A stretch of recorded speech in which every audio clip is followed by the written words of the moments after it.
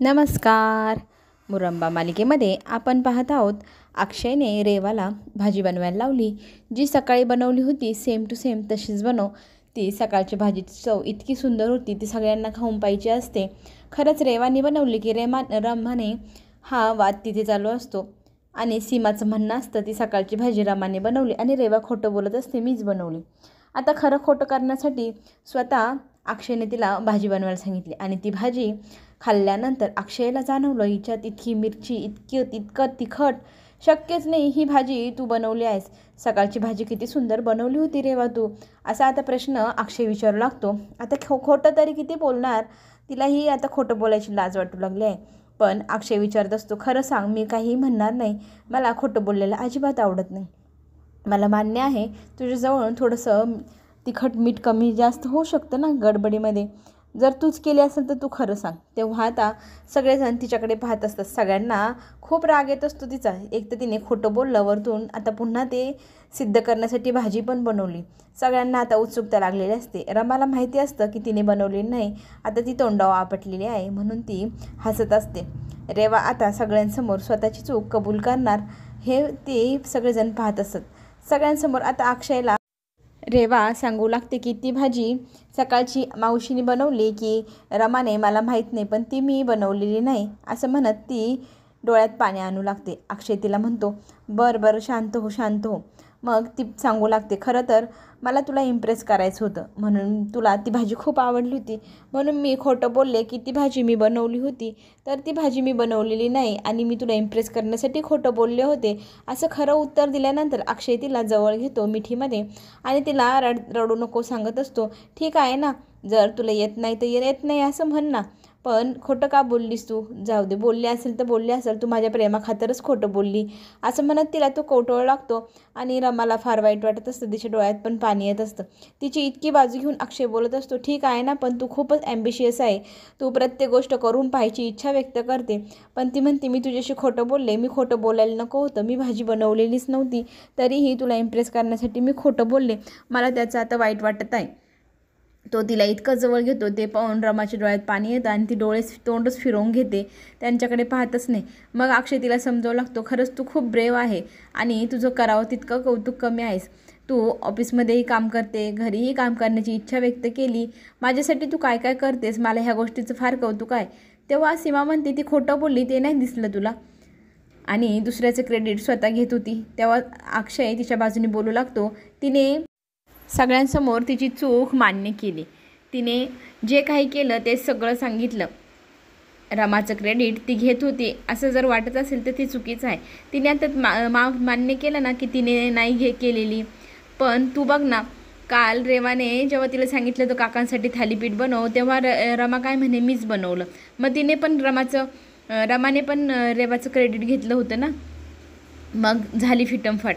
आपोआपच असं एकमेकांमध्ये वाद वाढत गेला की हे असलं स्वभाव पण होत जातो. ठीक आहे ना, ती जर बोलली असेल खोटं तर बोलली असेल, पण तिने आता सगळ्यांसमोर मोठ्या मनाने मान्य पण केलं, हो की नाही, ते पाहायला हवं आपण. आजीही लगेच कौतुकाने बोलते, खरंच रेवा फार हुशार आहे, ती जरी घरात काही करू शकली नाही तर ऑफिसमध्ये खूप काय काय करते ती खूप ॲम्बिशियस आहे. तेव्हा अक्षय पण म्हणतो, तिची स्वप्न बिझनेसला वाढवणं हे सगळं स्वप्न खूप मोठी आहे, तिचं ॲम्बिशियस खूप मोठं आहे.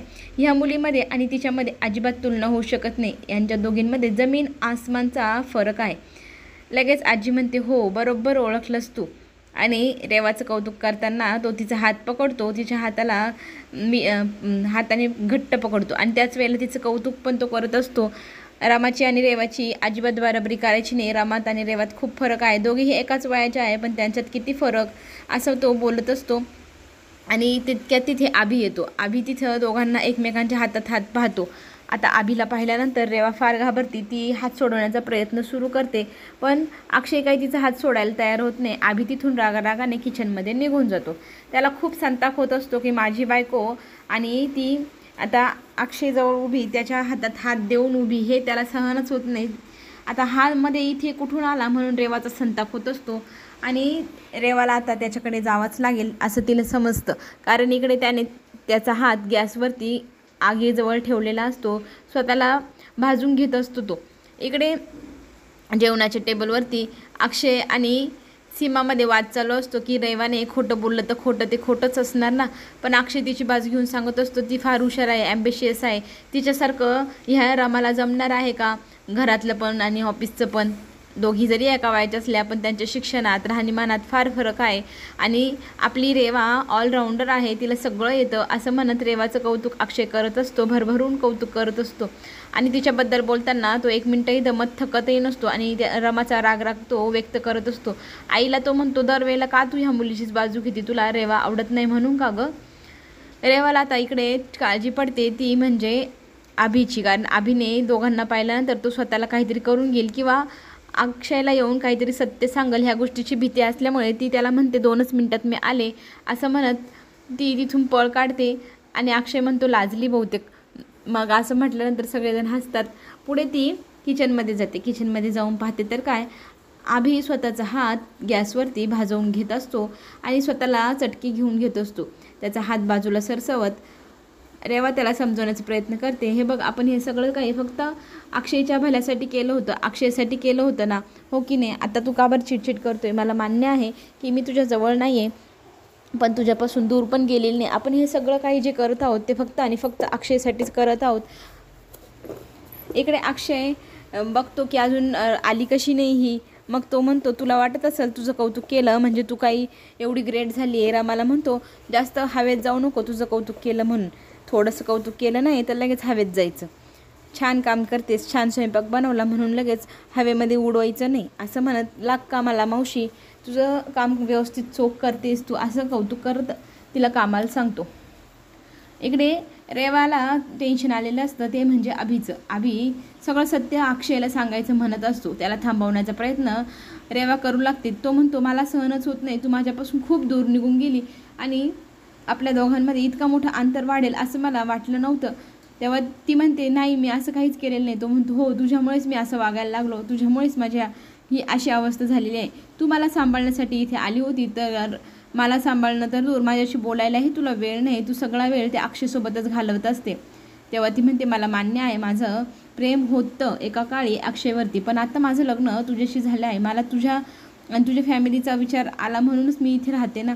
आणि तुला माहिती आहे ना अक्षयसाठी आपण हे सगळं करत आहोत, त्याला सगळं काही आठवावं, हो की नाही.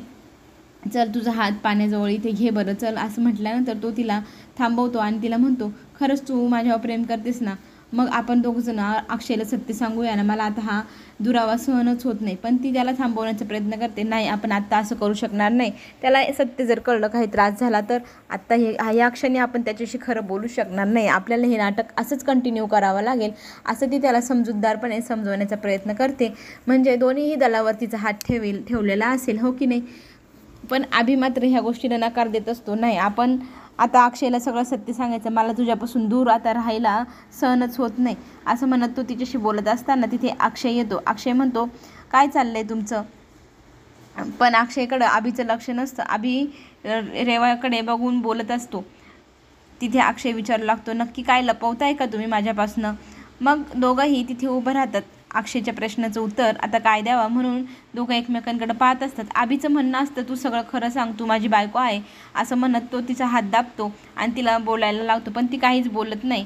मग अभि ठरवतो की स्वतःच सांगायचं. मग तो म्हणतो हो एक गोष्ट तुझ्यापासून लपवली आहे ती तुला सांगायची आहे. आता ती कोणती गोष्ट म्हणून अक्षयला प्रश्न पडला. असं काय आहे जे तुम्ही माझ्यापासून लपवलेलं आहे सांगा मला. तेव्हा अभि सांगणार तितक्यात रेवा सांगू लागते मी सांगते तुला. अभिला ती एक शब्दही बोलू देत नसते. अभिचा हात दाबते आणि अभिला बोलू नको असं खुणवत असते. पण अभिला इतकी उत्सुकता असते अक्षयला सत्य सांगण्याची, तो स्वतः सांगण्याचा प्रयत्न करत असताना ती लगेचच मध्येच बोलू लागते. तुला आम्हाला एक गोष्ट सांगायची आहे, ती म्हणजे आरती हे जग सोडून गेली, हा देश नाही सोडून गेलेली, हे जग सोडून गेली, ती पुन्हा कधीही वापस येणार नाही असं म्हटल्या अभिला राग येतो. तो मुठ्ठी डोळे करून रेवाकडे रागाने पाहू लागतो आणि रेवाला त्याचं म्हणणं कळलेलं असतं पण ती त्याला त्या ठिकाणी दाबून टाकते. आता हे मोठं सत्य अक्षयला कळल्यावर खूप मोठा धक्का बसतो, पण अभि रागाने त्याच्या खोलीकडे निघून जातो. अक्षय त्याला थांबवण्याचा आवाज देण्याचा प्रयत्न करतो, तो मागे वळूनही पाहत नाही. अक्षयला फार मोठा धक्का बसतो. अभि इकडे रूममध्ये येतो आणि त्याला इतकं वाईट वाटत असतं की सत्य सांगायचं होतं ते हे नाही की आरती जग सोडून गेली, सत्य हे सांगायचं होतं रेवा अभिची बायको आहे, पण तिने सांगितलंच नाही. तिने भलतीच गोष्ट सांगितली आणि ती वेळ मारून नेली. त्याच्या हाताला इतकी मोठी जखम, चटका बसलेला असतो. त्या हाताने इतकं त्याला दुखत असतं, त्रास होत असतो आणि दुसऱ्या हाताने तो दारूची बॉटलने दारू पिऊ लागतो. रागारागाने रेवाची आठवण काढत त्याचा इतका संताप होत असतो की असं का केलं असेल रमाने. तिने सत्य सांगायला हवं होतं. अक्षयला का सांगत नाही आहे ती. इकडे आजीचा संताप झालेला असतो. ती रूममध्ये रेवाला घेऊन येते आणि म्हणते, तुला काय गरज होती हे असलं काही अक्षयला सांगण्याची. तुला माहिती आहे ना आधीच प्रॉब्लेम कमी आहेत का, तू आणखी जास्त प्रॉब्लेम वाढवून ठेवते. आणि जर तुला हे सत्य सांगायचं होतं तर मग सगळंच सांगितलं असतं ना. एक एक करून का सांगायचं. आम्हाला नसतं आलं का सांगता. तुला कोणी आगाऊपणा करायला लावला आहे. नको तिथं अगोचरपणा करून ठेवायचा. तेव्हा ती सांगते, हे बघा अभि फार चिडलेला होता. तो किचनमध्ये होता आणि त्यावेळेला तो म्हणत होता की मी जाऊन सगळं काही सत्य अक्षयला सांगतो, पण तो ऐकत नव्हता. त्याला थांबवण्यासाठी मी खूप प्रयत्न केले, पण तो ऐकायलाच तयार नाही. शेवटी मलाच सांगावं लागलं. मग काहीतरी सांगावं तर लागणारच होतं ना. पण आजी म्हणते, हेच का सांगितलं, दुसरं काहीतरी फिरवाफिरवी करायची ना. पण रेवा म्हणते, जर हे सत्य सांगितलं नसतं तर अभिने आमच्या लग्नाचं सत्य सांगितलं असतं ना, म्हणून मी हे उलटापालटे बोलली. आजीला समजावून सांगण्याचा प्रयत्न ती करू लागते, पण आजी म्हणते, सगळा बिनडोकांचा कारभार माझ्याच घरात भरून ठेवलाय.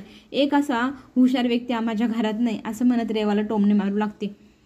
इकडे अक्षयला सत्य कळाल्यानंतर तो सगळ्यांवरती रुसलेला असतो. अक्षरशः तो आईला आणि काकांना म्हणत असतो, तुम्ही एकदाही मला सत्य सांगितलं नाही. आरती माझ्या सख्या बहिणीसारखी होती. मला एक दिवसांनी कळलं काय, 4 वर्षांनी कळलं काय. मला धक्का जो बसायचा होता तो बसणारच होता ना. मला सांगायला हवं होतं की तुम्ही आरती हे जग सोडून गेली. काका तूही सांगितलं नाहीस. काका त्याला म्हणतो, तुझी त्यावेळेला परिस्थिती नव्हती आणि तुला आत्ता सांगणं तेव्हा वेळ पण बरोबर नव्हती. पण अक्षय म्हणतो, कधी ना कधी सांगितलंच असतं तर मला सत्य कळलंच असतं ना. तू माझ्यापासून आणखी काय काय लपवत आहे मला आत्ताच सांगून द्या. तेव्हा सीमा म्हणते, अरे आम्ही काही लपवत नाही तुझ्यापासून, फक्त त्यावेळेला ही गोष्ट सांगणं योग्य वाटलं नाही म्हणून आम्ही तुला सांगितलं नाही. आम्हाला समजून घे. त्याच वेळेला पाठीमागून आवाज येतो अभिचा. अभि खूप दारू पिलेला असतो आणि त्याला धड चालताही येत नसतं. त्याला सावरण्यासाठी आनंद, अक्षय दोघेही पुढे जातात. त्याला पकडल्यानंतर त्याला उभं करतात आणि त्याच वेळेला इतका दारू पिलेला आहे, याला धड चालताही येत नाही, हा का असं करतोय, याला रूममध्ये घेऊन जा बरं, असं जान्हवीही म्हणू लागते. पण अभि कुणाचं ऐकायला तयार नाही. तो सगळ्यांना लोटालाट करायला लागतो आणि म्हणतो, कोणीही मला बोलू देत नाही माझ्या मनातलं. मला अक्षय तुला माझ्या मनातली एक गोष्ट सांगायची आहे, कोणीही मला सत्य सांगू देत नाही. त्याच वेळेला आनंद त्याला म्हणत असतो, बस झालं, चल मी तुला रूममध्ये नेऊन सोडतो, तुझी तब्येत बरी नाही दिसते. मग अभि आनंदला दूर लोटतो आणि म्हणतो, तू दरवेळेला माझ्या मधात येतो आणि मला काहीही बोलू देत नाही, त्यामुळे माझे प्रत्येक बोलणं अर्ध्यावर राहून जातो. मला अक्षय तुला एक गोष्ट सांगायची आहे. आता सीमाच्या लक्षात येतं. तो म्हणत असतो, तू ज्या व्यक्तीवर खरं प्रेम करतो ती व्यक्ती कोण आहे तुला अजूनपर्यंत माहिती नाही, असं म्हणू लागतो. आणि आता तो सत्य सांगतो की काय, म्हणून सीमाला टेन्शन येतं. सीमा आनंदला म्हणते, पटकन याला थांबव, याला वरती घेऊन जा, काहीतरी कर, अशी खानाखून करू लागते. आनंद थांबवण्याचा प्रयत्न करतो, पण अभि काय ऐकायला तयार नसतो. आता अक्षय पण त्याच्या बाजूने त्या बोलू लागतो, मला त्याला काहीतरी सांगायचं आहे तर सांगू द्या ना, तुम्ही सारखा बरं बोलू द्या त्याला, असं म्हणू लागते. आता सगळ्यांना इथं टेन्शन येतं. अगदी कंठापर्यंत जीव आलेला असतो. सगळेजण टेन्शनमध्ये. अभि सत्य सांगणार असं सगळ्यांना वाटू लागतं. तो रमाचं नाव सांगण्या अगोदरच त्याला चक्कर येते आणि त्या बोलण्याच्या शुद्धीमध्ये नसतो. तेव्हा लगेच त्याला सगळेजण मिळून इकडे सोप्यावरती आणून झोपवतात. बिचारा इतका जास्त पिलेला असतो, त्याला धड चालता येत नसतं, धड बोलता येत नसतं, धड उभंही राहता येत नसतं. मग त्याला सोप्यावरती झोपवून मग सगळेजण म्हणतात, जाऊ द्या आता याच्याशी आत्ता काहीच बोलायला नको, याला आराम करू द्या. अक्षय म्हणतो, माझा भाऊ असा कधीच नव्हता, त्याची काय अवस्था होऊन गेली आरती वहिनी गेल्यानंतर, मला तर पाहवतच नाही, असं म्हणत तो रडू लागतो. आणि इतकं सगळं घडलं आणि मला माहितीच कसं नाही, मी विसरलंच कसं हे सगळं, मला आठवत का नाही, म्हणून स्वतःला त्रास करून घेऊ लागतो. सीमा त्याला म्हणते, स्वतःला त्रास करून घेऊ नको, हे बघ जे काय झालं ते झालं, ते आपल्या हातात नव्हतं आणि इथून पुढे जे काय होईल ते आपल्या हातात नाही. आपल्या हातात एवढंच आहे की आपण परिस्थितीवर नियंत्रण ठेवण्याचा प्रयत्न करू. अक्षयला मात्र वाईट वाटत असतं की आरती हे जग सोडून गेली, त्याच्यामुळे अभिची ही असली अवस्था झालेली. अक्षरशः तो त्या सगळ्या गोष्टींचा विचार करू लागतो, याला आपण रिहॅबमध्ये कुठे टाकलं म्हणजे याची जर दारू सोडवण्याचा प्रयत्न जर केला तर हा पुन्हा बरा होऊ शकतो, असं अक्षयचं म्हणणं असतं. पण सगळेजण म्हणतात तर सगळे प्रयत्न करून झाले पण अभि कुणाचंही ऐकायला तयार नाही. तो खूप ड्रंक करायला लागलेला असतो.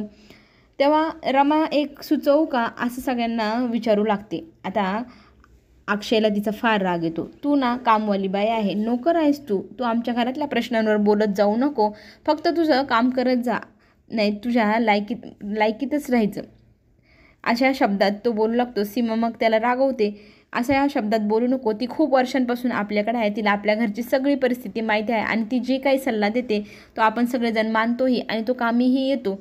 पण अक्षय ह्या गोष्टीला तयार नसतो की ह्या मुलीचा सल्ला आपण का घ्यायचा आणि ती सांगेल तसं आपण का वागायचं. आनंद म्हणतो, मला असं वाटतं आपण रमा काय म्हणते ते एकदा ऐकावं. जान्हवीही तेच मत देते. तिचंही म्हणणं असतं की रमाने सुचवलेल्या सगळ्या युक्त्या कामी येतात, त्यामुळे आपण तिची आयडिया वापरायला हवी. बोल रमा, तुला काय सांगायचं आहे, असं ती बोलू लागते. तिने एक युक्ती काढली आहे की आपण ते पिलेले असताना तिथे आरती वहिनींचा वापर करायचा. आरती वहिनींना पाहून ते शुद्धीवर येतील, ते सगळं दारू वगैरे सोडतील. त्याला टॉर्चर केल्यासारखं तो जोरात रडू लागतो. अक्षय इतका चिडतो, तुम्ही माझ्या भावाला विलाज नाही करत, त्याला टॉर्चर करतात, माझ्या भावाला जर काही झालं तर रमाला तो म्हणतो मी तुला सोडणार नाही आणि या सगळ्या गोष्टींची जबाबदारी आता तुलाच घ्यावी लागेल, असं म्हणत तिला धमकी देतो. ते तिच्यावर खूप चिडतो. पुढे जे काय होईल ते पाहणं खरंच खूप रंजक ठरणार. ते पाहण्यासाठी आपण चॅनलला नक्की सबस्क्राईब करा. नवनवीन व्हिडिओ तुमच्यापर्यंत लवकर पोहोचेल. धन्यवाद.